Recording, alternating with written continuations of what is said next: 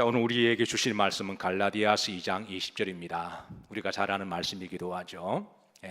따라서 하십니다. 내가 그리스도와 함께 십자가에 못 박혔나니 그런즉 이제는 내가 산 것이 아니요 내 안에 그리스도께서 사신 것이라.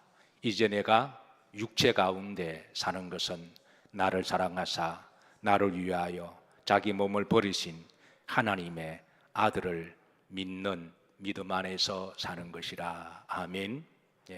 특별히 사순절에 우리의 마음속에 계속 리플렉션이 되고 그리고 묵상되어지는 말씀이기도 하고요.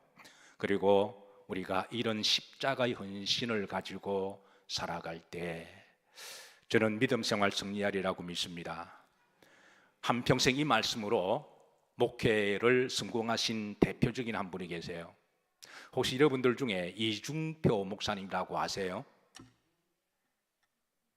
이중표 목사님 그 성함 조남을 들어보시거나 한 번이라도 아시는 분 손 들어보세요. 몇 분 정도 계시군요. 뭐 어떤 분들은 목사님 내가 담임 목사 이름도 모르는데 뭐 다른 게 목사 이름을 내가 굳이 알아야 할 필요가 있나요? 여러분 담임 목사 이름만 기억하셔도 좋습니다. 이제 지금 벌써 이제 하늘나라 가셨지만 제 젊은 시절에 참으로 제가 존경하는 목사님 리스트 가운데 한 분인데요. 이분의 목회 철학이 별세 목회입니다. 별세, 다른 말로 하면 이제 임종 목회, 죽음의 목회라고 말할 수가 있어서 그분의 목회를 좀 담고자 그분의 세미나에 제가 참석한 적이 있습니다. 제 젊었을 때의 이야기입니다. 한 30대 초반 되는 그럴 때 이야기인데요. 이분은 기장 출신입니다. 여러분 우리나라 여러 교단이 있지만 기독교 장로회를 우리가 기장이라고 이야기하죠. 보통 장로교는 예장입니다. 예수교 장로회인데요. 그런데 기장은 장로교지만 굉장히 레디칼하고 그리고 비판적이고 그리고 사회에 어떤 뭐 데모라든가 그런 데 있으면 항상 운동에 앞장서는 그런 교단이 기장 출신 목사님들이 많이 계세요. 한국신학대학이죠. 그래서 기장 목사님들 중에 물론 우리나라가 민주화를 걸어오는 과정 속에 누군가는 외치화되었기에 근데 문제는 그렇게 참여하다 보니까 목사님들도 본의 아니게 굉장히 비판적이고 부정적이 되어가는, 그래서 안타깝게도 그런 분들이 거의 목회를 성공하지 못하셨어요. 굉장히 목회적으로는 어려운 그런 이제 교단인데요. 그 가운데 이제 한신교회 이중표 목사님의 교회는 굉장히 부흥하던 교회였고, 근데 그렇게 레디칼하고 비판적이고 그런 이제 데모 중심의 교단이 이 목사님은 굉장히 복음적이셨습니다. 그리고 굉장히 은혜로우시고, 그리고 비판의 반대가 뭐죠? 칭찬하고 그리고 세워주고 위로하는 따뜻한 분이셨어요. 그래서 기장의 대표적인 교회가 바로 그 이제 이중표 목사님이라고 하는 소문이 나고, 또 그분의 목회 철학이 또 이렇게 별세 목회라고 하는. 근데 이제 그분의 세미나를 제가 한번 그분의 목회를 좀 담고 싶어서 참여한 적이 있는데요. 그분이 계속 강조하는 게 이 별세 목회라고 하는 것. 내가 죽어야 교회가 살고, 내가 죽어야 예수님이 살고, 내가 죽어야 성도가 살고. 따라서 하십니다. 내가 죽어야, 또 목사가 또 그렇게 하면 안 돼요. 내가 죽어야 교회가 삽니다. 따라서 하시라니까요. 내가 죽어야 교회가 삽니다. 그러니까 임원들이 죽어야 교회가 은혜로워요. 우리 남편들만 따라서 하십니다. 내가 죽어야 아내가 웃는다. 우리 여자들만 따라합니다. 내가 죽어야 남편이 기가 산다. 그래서 내가 죽어야 이렇게 산다라고 하는 아주 심플한데, 근데 이제 그분의 세미나께서 그분이 모토로 삼는 말씀이 갈라디아서 2장 20절입니다. 자기는 이 말씀 때문에 하나님께 축복을 받았대요. 이 말씀 때문에 목회를 알았대요. 물론 그도 한신대학을 졸업하면서 여러 다른 신학생과 마찬가지로 굉장히 레디칼했고 그리고 네거티브하고 운동하면 데모 가서 막 열심히 하고, 그런데 그렇게 하다 보니까 자가 영성이 다 죽어지고 성도들을 볼 때마다 이 비판적으로 설교하다 보니까 성도들도 너무 힘들어하고 교회가 붕될 리가 없죠. 근데 어느 큰 사건을 한번 직면합니다. 그래서 목회에 큰 실패를 경험하고, 그리고 그 다시 금식하면서 받은 말씀이 갈라디아서 2장 20절이었고, 그래서 그 말씀을, 이 말씀을 늘 암송하고 기도함으로, 그래서 마침내 탄생한 것이 별세 신학이었는데요. 그런데 제가 그분의 말씀을 들으면서 이 말씀 한 말씀으로 이분 목회 성공하셨구나. 우리 임원들이나 성도들도 이 말씀 한 말씀이면 믿음 생활 승리할 줄로 믿습니다. 사실 여러분, 오늘 이 말씀만 여러분들이 이제 한 주간 동안, 아니 사순절 기간 동안에 여러분 여정 가운데 내가 평생에 새기고 여러분들이 그렇게 살겠습니다, 그러면 제가 오늘 설교 끝내겠습니다.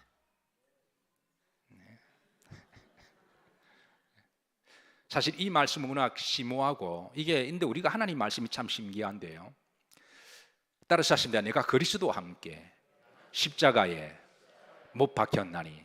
많이 들어본 말씀이고 아시는 말씀이죠. 근데 얼핏 아는 것 같은데 이 말씀을 조금만 묵상하면 이게 알 것 같기도 하고 모를 것 같기도 하는 또 그런 말씀이에요. 이 알 것 같은데 이게 조금만 더 하나님이 이 말씀을 통하여 주시고자 하는 메시지가 뭘까라고 우리가 몇 번만 기도하고 묵상해 보면요, 이게 알 것 같기도 하고 모를 것 같기도 하는. 그래서 오늘 20절 한 절에 제가 4가지 주제를 가지고 오늘 말씀을 준비했습니다.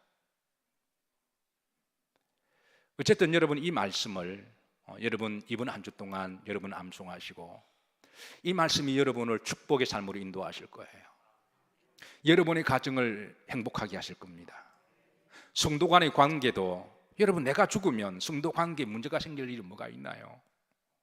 서로 죽는다 그러면 교회에서 싸우고 갈등할 일이 뭐가 있을까요? 자, 따라서 하십니다. 내가 그리스도와 함께 십자가에 못 박혔나니. 나중에 이중표 목사님이 그런 말씀을 하시거든요. 자기는 이 말씀을 통해서 자기 목회 축복을 받았는데 사실 자기의 목회와 신학은 바울을 카피했다라고 고백했습니다. 그러니까 이 죽음의 신학, 십자가의 신학을 제일 먼저 그렇게 하신 분이 사도 바울이잖아요. 그러니까 사도 바울의 말씀을 통하여 그는 우리 한국말로 사실 죽음의 신학이나 십자가의 신학을 한번 싹 비튼 거거든요. 별세 신학이라고.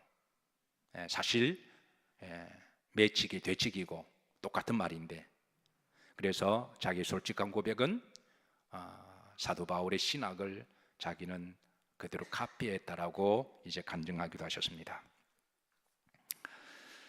자, 내가 그리스도와 함께 십자가에 못 박혔다. 여러분 한번 묵상해 보시죠. 오늘 이 하나만 가지고 제가 말씀 전하고 좀 마치도록 할게요.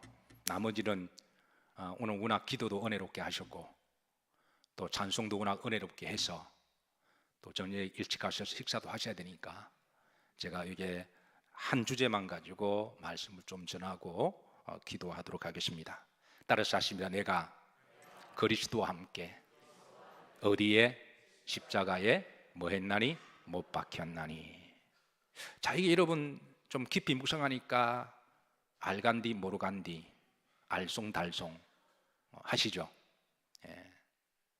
이게 영어로 보면 이렇게 되어 있습니다. I have been crucified with Jesus Christ. 문법적으로 보면 이것은 현재 완료형입니다. 현재 완료형은 시제적으로 보면 여러분이 현재입니까? 과거입니까? 미래인가요? 과거잖아요. 어떤 분은 현재 완료 그러니까 현재라고 생각하시는데 시제로 보면 이거는 과거 시제입니다. 그러니까 이 말을 이제 시제적으로 풀면 예수님이 십자가에 달려 돌아가셨을 때 우리의 모든 죄가 다 십자가에 못 박히고 용서함을 받았다고 하는 고백입니다. 이게 이제 시제적으로 볼 때는 그렇습니다. 사실 사도 바울은 예수님이 십자가에 달려 돌아가시고 부활하시고 난 다음에 그게 세월이 좀 한 10년, 20년 지나서 그가 다메섹 도상에서 예수님을 영접했기 때문에 그 전까지만 하더라도 주님이 십자가에 달려 돌아가시고 부활하신 것을 직접 보지는 못했어요. 나중에 성령으로 체험하게 됩니다. 그가 성령으로 다메섹 도상에서 부활하신 주님을 만났고 복음을 알면서 그때서 주님이 십자가에 달려 과거에 돌아가실 때 주님을 믿는 자들에게는 이미 그 십자가 위에서 인류의 모든 죄를 못 박으셨다라고 하는 신앙 고백이 있는 거죠. 이게 시제입니다. 근데 이게 문법적으로 보면 이게 태로 보면 수동태입니다. 우리나라 사람들은 워낙 머리가 좋아서 수동태, 능동태 안 가리고 그냥 대충 알아듣잖아요. 네가 말하나 내가 말하나 주어가 별로 안 중요하잖아요. 근데 서구권에서는 주어를 굉장히 중요하게 보잖아요. 근데 바울은 여기에서 I have been crucified, 그러니까 수동태를 쓰고 있습니다. 이게 때로는 더 사람을 헷갈리게 만들어요. 그러니까 우리는 주로 능동태로 말하는 습성이 있잖아요. 우리는 수동태는 조금 우리는 약하죠. 그래서 우리가 영어 공부할 때, 학교 다닐 때 늘 능동태를 수동태로 바꾸라, 수동태를 능동태로 이게 연습을 많이 하셨죠. 자, 우리나라 사람들은 영어는 못해도 문법은 잘 하시잖아요. 자, 제가 말씀드립니다. 이제 이 수동태를 능동태로 바꾸세요. I have been crucified with Jesus Christ. 능동태로 한번 바꿔보세요. 자, 누가 제일 잘하실까요? 우리 주용호 장로님, 좋은 대학 나오셨으니까 지금 아주 이제 머리가 복잡해져요 이제. 이게 능동태로 바꾸면 이렇습니다. 따라서 하십니다. Jesus Christ has crucified me on the cross. 이게 이제 능동태로 바꾼 거예요.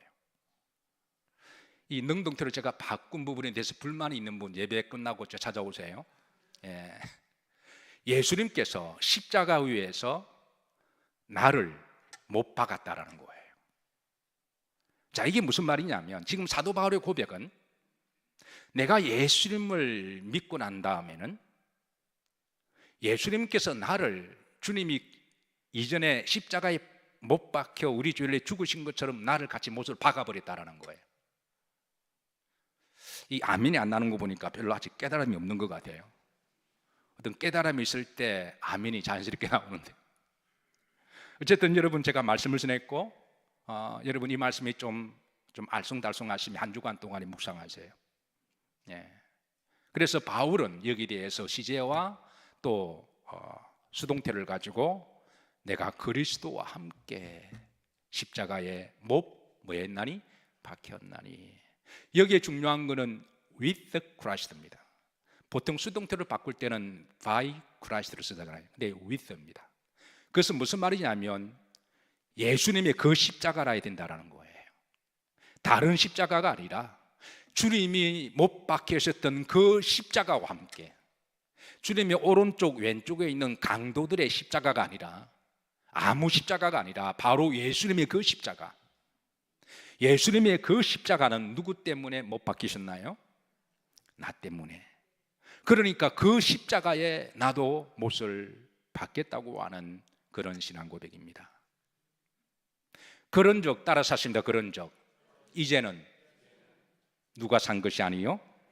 내가 산 것이 아니다. 이 고백 속에는 이제는 내가 내 육체 가운데 사는 게 아니라는 거예요. 육신의 죄 때문에 예수님 십자가 못 박혀 죽으셨고, 나도 주님을 믿으면서 함께 이제 그 십자가 육신의 이런 죄들을 못을 박아버렸으니까 이제는 내가 사는 것이 아니다. 이 말은 바울이 이전의 삶과 이후의 삶이 달라졌다는 고백이죠.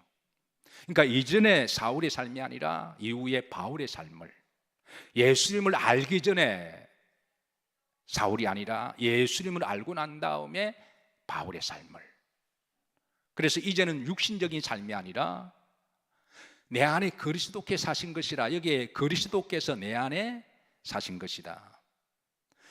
이 말은 내 안에 살다란 말을 원해 보시면 쪼이라는 말인데요, 이거는 영어로 다 라이프로 번역했는데 원래는 영생, 이게 영원한 생명을 이야기합니다.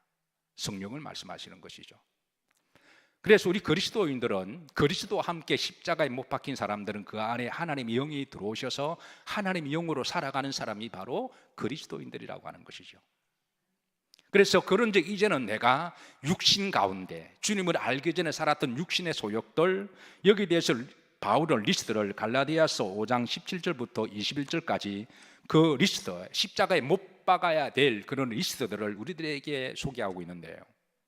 여러분 다 같이 한번 이게 17절입니다. 여기 보시면 육체의 무엇은 소욕은, 그러면서 19절 이하로 보면 육체의 소욕 일들은 대략 이런 것들로 대략 드러나니, 자, 이런 것들을 십자가에 못을 박아야 할 구체적인 리스트들을 제시합니다.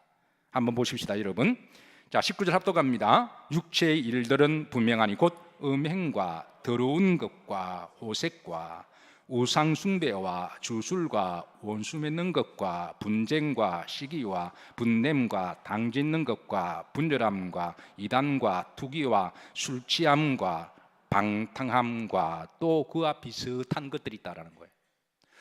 혹시 이런 것들이 만약에 아직까지 여러분 꿈틀꿈틀거리고 기어 나오려 그러면 이런 것들을 잡아서 십자가에 못 박으시기를 주의 이름으로 축복합니다.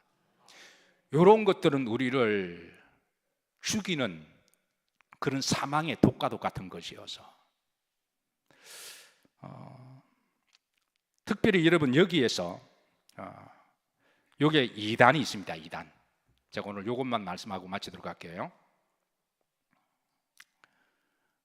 요 근래에 그 넷플릭스에 나는 신이다라고 하는 그런 다큐멘터리 성의 그런 것이 계속 시리즈로 지금 방영되고 있는데요. 여러분 잘 아시는 JMS라고 하는 그 정명석 씨죠. 이 사람에 대한 그런 사이비 이단에 대한 스토리입니다.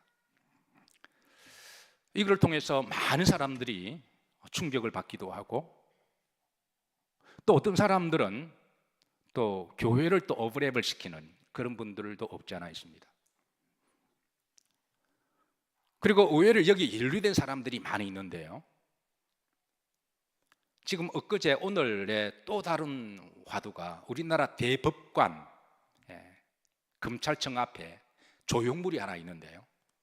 그 조형물을 이제 그 정명석 씨에 다니는 그 이단에 소속된 그 신도가 그거를 또 만들었다는 거예요. 그래서 이 문제가 지금 화두가 되면서 사회적으로 들끓는 분위기가 지금 어떻게 그게 사이비 교단의 교주에 있는 속한 사람이 만들었던 조형물을 우리나라 대법관 앞에 조형물로 놔둘 수가 있느냐. 그게 지금 철거하라고 난리인데요. 근데 문제는 또 국가 재산이기 때문에 이게 또 법적으로 마음대로 또 이걸 옮기지 못한다네요. 어쨌든 지금 이런 문제까지 파급되어서 지금 문제가 점점 더 확산되는 그런 분위기인데요. 제가 요한계시록을 연구하고 공부하게 된 계기가 있습니다. 가장 첫 번째는 신학대학 다닐 때부터 하나님의 신비하고 천국의 계시적인 연계를 알고 싶은 마음은 누구나 다 있는 것이죠. 누구나 다 그런 영적인 호기심이 있으니까. 그래서 거기에 대한 사모함이 제일 첫 번째가 있었고, 그런데 이제 너무 그 말씀을 접하기가 너무 힘들고 어려운 말씀이어서 저희 학교 다닐 때 하더라도 요한계시록을 유일하게 강의하는 교수님이 김철손 교수님이 계셨어요. 제가 한 학기를 강의를 들었는데 도통 무슨 소리인지 모르겠더라고요. 그래서 어쨌든 한 학기를 마치면서도 이게 뭔 소린가 그렇게 이제 마쳤는데요. 그리고 어쨌든 뭐 이제 제가 목회를 시작하면서 개척을 하면서 그때 이제 말씀 사역을 하기로 이렇게 방향을 정하고, 이제 그렇게 하면서 제가 말씀을 그렇게 이제 암송하기도 하고 이렇게 또 이렇게 쭉 이렇게 다 공부를 하면서 어느 정도가 되니까 이게 이제 주변 사람들에게 소문이 나서 여기저기 초교파적으로 소그룹 모임에 바이블 스터디를 요청이 많이 들어왔습니다. 그래서 이렇게 소그룹으로 여러 군데를 다니다 보니까 이제 바이블 스터디를 한다고 하는 것은 그들의 삶의 이야기를 나누는 거잖아요. 이게 5명, 10명, 7명 이렇게 소그룹을 하다 보니까 꼭 그런 모임 중에 한 분 정도는 이단과 연루되신 분이 계시더라고요. 저는 그때 깜짝 놀랐습니다. 이단의 문제는 저 강 건너의 문제고 어떤 좀 약간 좀 이상한 사람들만 그게 미혹되는 줄 알았는데, 제가 같이 공부한 그런 사람 지극히 정상적이고 성경에 관심도 많고 그리고 배운 사람들도 의외로 많이 계시는데요, 그런데 이단에 연루된 사람들이 의외로 많이 있다라는 거예요. 아, 이렇게 저변적으로 확산되어 있구나. 그래서 그들과 솔직하게, 제가 그 교회 담임 전도사가 아니니까 뭐 제게는 솔직하게 다 상담을 하기도 하는데요, 그리고 제가 우리 교회를 전도하기 위해서 한 게 아니라 복음을 전하기 위해서 그들을 하면서 제가 한 번도 우리 교회 나라고 말해본 적이 없어요. 어쨌든 그들에게 하나님의 말씀을 잘 풀어주기 위해서 그렇게 하다 보니까, 근데 그때만 하더라도 제가 성경의 창세기부터 이제 쭉 계시록만 빼고 제가 다 연구를 했거든요. 하루에 한 10시간씩, 제가 그때 전도사 때는 시간이 좀 남아서 하루에 10시간씩 6개월 단위로 제가 이렇게 제가 주제를 좀 정해서 공부를 하다 보니까, 그때 성경 말씀을 암송하고 정리하는 부분에 6개월 동안 제가 쭉 한번 정리를 한 게 있어서, 그래서 요한계시록 너무나 힘들고 어려운 말씀이에요. 제가 그것만 빼고 했습니다. 그런데 바이블 스터디를 하다 보니까 이단에 연루된 사람들이 다 요한계시록을 질문을 해요. 그리고 저들이 어디서 들었다는 그 해석이 너무나 자의적인 해석이고 이단들의 지멋대로 해석이어서, 그런데 그 평신도들은 그들의 해석을 상당히 영향을 받고 있다는 거예요. 왜냐하면 그들이 하는 말이, 저희들은 성경의 창세기도 알고 싶고 요한복음도 알고 싶고 빌립보서도 알고 싶고 요한계시록도 알고 싶은데 요한계시록을 설교하는 목사가 없다라는 거예요. 안 가르쳐준다라는 거예요. 그런데 저들이 속한 이단 단체에서는 그거를 가르쳐준다라는 거예요. 그러니까 그것을 분별할 줄은 알지를 못하지만 요한계시록을 가지고 해주니까 그래도 뭔가 신령한 것 같고 뭔가 참 이렇게 계시를 안다, 이런 감동 때문에 그들과 계속 교제하다 보니까 그게 인볼브가 되었다고 그렇게 말씀하는 분도 계세요. 그래서 이제 저보고 무슨 뜻이냐 묻길래, 솔직히 저는 요한계시록만 빼고 제가 했으니까 제가 알 리가 없죠. 그때 제가 큰 충격을 받았습니다. 이분들도 하나님의 양들이고 성도들이고 착한 분들이고 열정이 있는 분들인데, 이상하게 또 이단에 빠진 사람들이 열정이 많아요. 착한 분들도 많이 계시고요, 머리에 뿔난 사람들도 아니고요, 눈이 가득 돌아가는 사람도 아닙니다. 다 권사님들이고 집사님들입니다. 신앙생활을 몇십 년 하신 분이에요. 그러니까 한평생 신앙생활을 잘 해오다가 한순간에 삐걱해서 그게 들어간 거예요. 그때부터 제 기도 제목이 제 마음을 매우 불편하게 했습니다. 아니, 저분은 내가 한 영혼에게 복음 전하기 위해서 바이블 스터디를 초교파적으로 하고 있는데 그들 가운데 꼭 한두 사람이 여기에 연루된 사람이 있어서 어떻든 그들을 영혼을 어떻게 다시 돌아오게 하려고 해야 되는데, 문제는 제가 모르는 거예요. 한동안 나를 괴롭게 하게 만들어서 이를 놓고 기도했습니다. 그리고 이제 그들을 위해서, 그들을 다시 돌아오게 하기 위해서 제가 요한계시록을 6개월을 하루에 10시간 정해놓고 요한계시록을 이제 연구하고 기도하기로 했는데요, 그때 제가 제 나이가 31살, 2살 요럴 때였어요. 근데 시작했다가 잘못했구나. 이게 워낙 어려운 말씀이고, 그리고 요한계시록의 걔네가 웬 걔네가 그래 많은지, 걔네마다 다 설득력이 또 있어요. 어느 부분은 맞고 어느 부분은 무리가 되고. 그래서 이 계시록을 알려면 또 걔네도 다 알아야 되더군요. 제가 있을 때마다 요한계시록에 관한 책 한 2,000여 권이 있더라고요. 그래서 이거 내가 잘못 드렸구나. 그게 제가 여러 번 후회했습니다. 그러나 하나님 앞에 한번 제가 기도하기로 했고 시작했으니까, 기도하면서 하루에 한 10시간씩 6개월 정도를 하고 나니까 어느 정도 하나님이 긍휼히 여기셔서 이렇게 딱 정리가 되게 하시더라고요.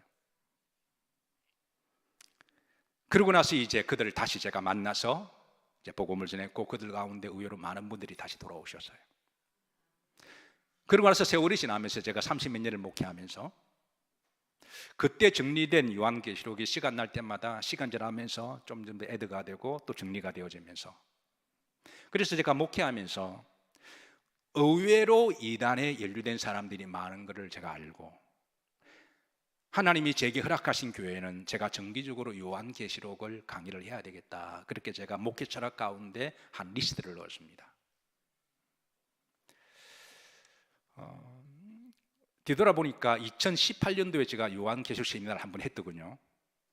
이제 코로나가 지나갔고 다들 교회 모이는 걸 너무 좀 조심스러워해서, 그래서 기도하던 차에 제가 한 2주 전에 우리 교회 아침마다 경건회를 드릴 때에 우리 교회 사역자들에게 이번 사순절 기간 전에 고난주간에는 한 주간 동안에 요한계시록을 세미나하겠다고 제가 그렇게 일단 이제 기도한다라고 이야기를 했고, 우리 사역자들도 이를 위해서 준비하라고 제가 부탁을 했어요. 그러니까 고난주간에 우리가 주님의 고난을 묵상하고 좀 더 말씀과 가까이 가기 위해서 한 주간 동안에 이제 새벽에는 좀 간단하게 다들 일 가셔야 되니까 하고, 저녁에는 이렇게 한 2시간 정도 그렇게 해서 그렇게 요한계시록 세미나를 다시 한번 하도록 하겠습니다. 이미 여러분들 중에 한두 번은 들으신 분도 계시겠지만 워낙 어렵고 신비한 말씀이어서 지난주 설교도 잘 잊어버리시니까 4, 5년 지나셨기 때문에 아마 가물가물하신 분들이 많이 계실 거예요. 그래서 사모하는 마음으로 기도를 준비하시고, 적어도 우리 영일교회만큼은 그 어떤 이단이 침입해 온다고 할지라도 기본적으로 분별하는 영들이 있고, 한 사람이다 이단에 미혹되지 않기를 목사의 소원이고 기도 제목입니다. 그러려면 여러분 알아야 되지 않을까요? 그래서 여러분 우리 영일교회뿐만 아니라 또 지난 4, 5년 동안에 또 새로 오신 분들도 많이 오셨으니까 여러분 잘 이렇게 말씀하셔서 고난주간을 기념하는 의미에서 이렇게 특별한 한 주간을 보내도록 하고요. 그리고 또 주변에 아직 계시록의 말씀을 잘 몰라서 이단에 이제 기웃기웃 거리는 분들이 의외로 많을 거예요. 그래서 우리가 좀 이게 광고도 좀 효과적으로 잘해서, 그래서 육신의 소욕, 어둠의 권세가 하는 일들 가운데 이단의 역사도 예나 지금이나 반드시 있습니다. 그래서 이 부분들을 잘 분별하도록 해서 이번 고난주간을 좀 특별하게 맞이하는 그런 부흥성회와 같은 계시록의 세미나가 되기를 주의 이름으로 기도를 부탁합니다. 자, 마지막 갈라디아서 2장 22절 20절 다 같이 따라서 하십니다. 내가 누구와 함께? 그리스도와 함께. 어디에? 십자가에 못 박혔으니 이제는 누가 산 것이 아니요, 오른손을 좀 들고 여러분 가슴을 좀 만지시죠. 내가 산 것 아니요, 내 안에 누구께서? 그리스도께서 사신 것이라. 이제 내가 육체 가운데 사는 것은 나를 사랑하사. 하나님은 여러분을 사랑하세요. 저도 여러분 사랑합니다. 옆 사람도 여러분 사랑해요. 사랑합니다. 나를 사랑하사 나를 위하여 죽으신 하나님의 아들을 믿는 못 안에서 믿음 안에서 사는 것이라.